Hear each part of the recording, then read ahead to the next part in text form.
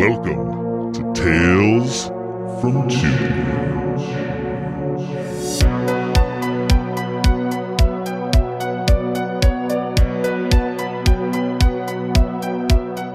Hey Tubi friends! Welcome to a new episode of Tales from Tubi. If you are new to the show, this is a series I do over here on Old Man Brad, where I take my love of Tubi and my love of horror movies, mash them together in this nice little package. I try to release these every Friday, so you can watch for new Tales from Tubi coming. Just make sure you subscribe to the Old Man Brad podcast, and you'll never miss any of these episodes in the series or any of my other horror or Tubi episodes coming soon. So this week on Tales from Tubi, I was originally going to bring you an episode on Murder Size because that movie is just stupid, silly, ridiculous fun. But there was a film I was excited to see called Natty Knocks that came out a couple months ago. I think it had a limited theatrical release and it hit VOD. It's directed by Dwight H. Little, who also directed Halloween 4, The Return of Michael Myers, and stars Danielle Harris, Bill Moseley, also has Robert Englund, and I was pretty excited to see this movie. So this week it landed on Tubi. So I thought, we're going to do a little change in programming. So this week for Tales from Tubi, you are not getting my thoughts on Murder Size. I wanted to talk Natty Knocks after I saw that it dropped. I wanted to talk about that, so there is a little change. But that's okay. Before I jump into that movie, just make sure you follow me online on social media. I have links below in the description, or follow me on Letterboxd, letterboxd.com/oldmanbrad, and you can see everything that I watch. I watch quite a bit. Just follow along over there. Let's be friends. Okay. Let's move into Natty Knocks. A town knows its secrets. A town knows how to hide them, too.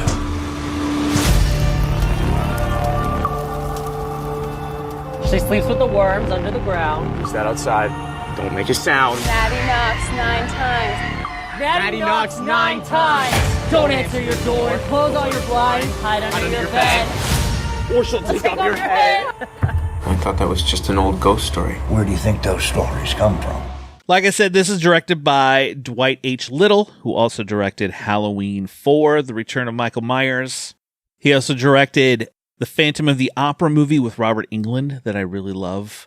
This stars, as I said, Danielle Harris, Bill Moseley, also has Robert Englund, Charlotte Fountain Jardim, Thomas Robbie, Noan Perez, and many others.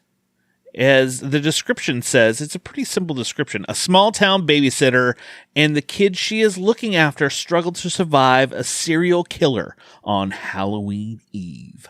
Kind of sounds familiar if you ask me. You reading that, you're like, babysitter on Halloween? I think I've seen this before. So before I dive into it, I'm just going to let you know I probably will hit some spoilers along the way. I have a few thoughts on this, and some of that I can't get around without bringing up a few spoilers. So overall, my excitement level was pretty high for this movie. I was looking forward to checking it out. After watching it, unfortunately, this movie disappointed quite a bit.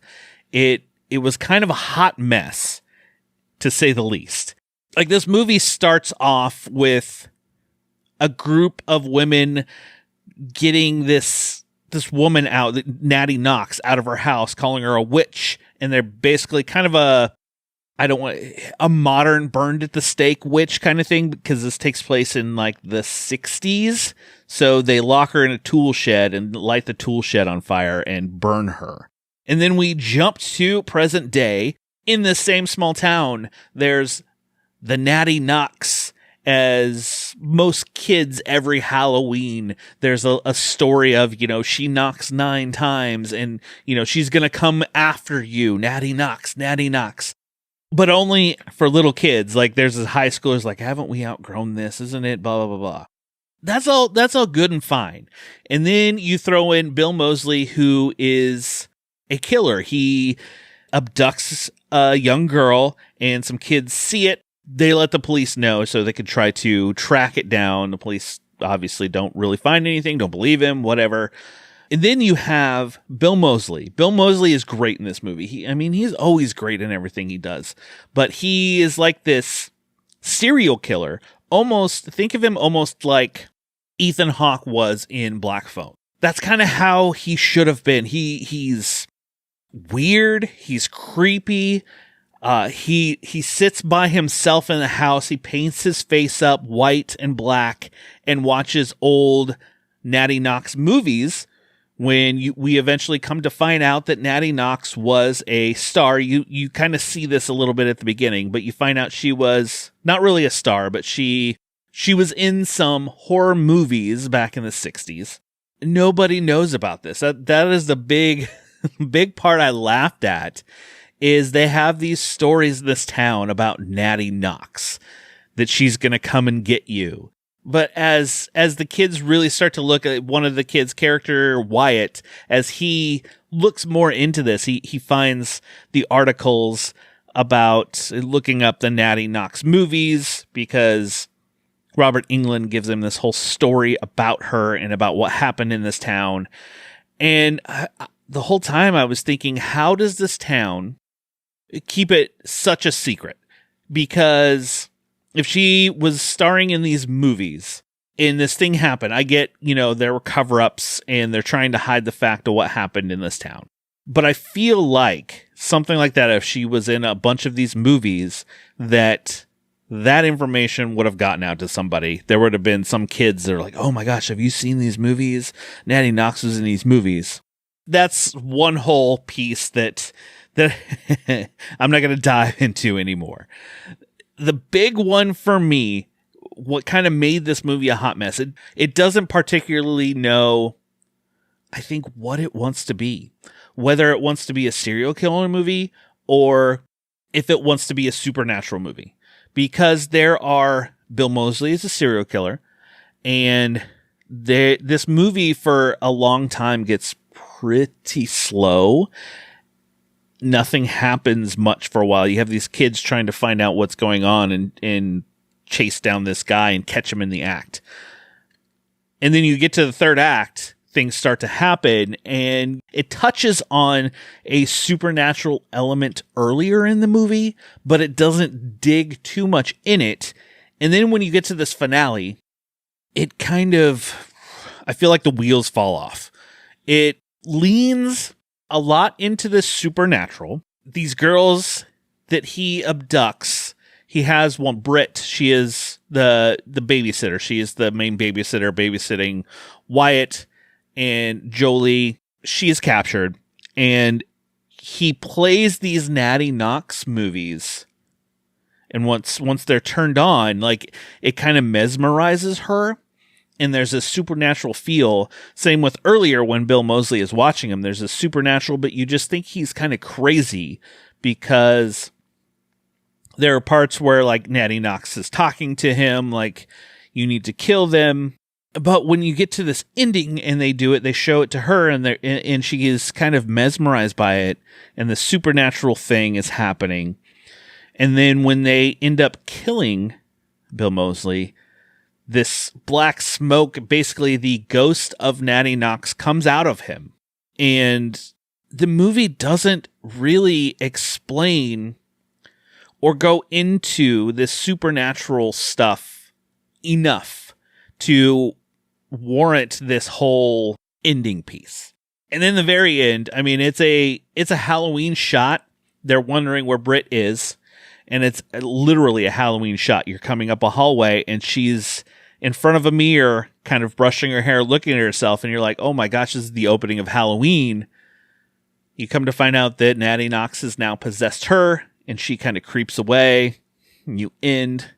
So, overall, this movie was just a mess. It was all over the place. It didn't know, like, I'm fine with this mix of supernatural killer or serial killer, I should say, and supernatural elements, I kind of wish they would have explained the mix a little better and leaned a little more into supernatural as it went through, or just straight up said, Bill Moseley is a messed up killer, and here's why. Like, had a twist. Basically, the twist is he's Nate Knocks. So yeah, that Natty Knocks, I was very disappointed in this movie. I was really bummed out. Overall, I give it a 2 out of 5. Like, it has moments that are really good. There are moments where you're just like, oh yeah, this is good. This could make a good slasher, good whatever. But overall, it was just like, I wanted more. I wanted a better mix of the story and diving more into the supernatural connection, if you were going to use that. Well, there you go. There are my thoughts on Natty Knocks. Thanks for listening to another episode of Tales from Tubi. Next week, I actually have an interview for you. I interview Ryan Sheets and Janae Muchmore about The Pumpkin Man and give some thoughts about the Pumpkin Man film. Watch for that coming next week. Just make sure you subscribe to the show and you'll never miss any of these episodes. Until next time, snuggle up in that blanket, turn off the lights, because it's okay to be scared. We'll talk to you later, everybody.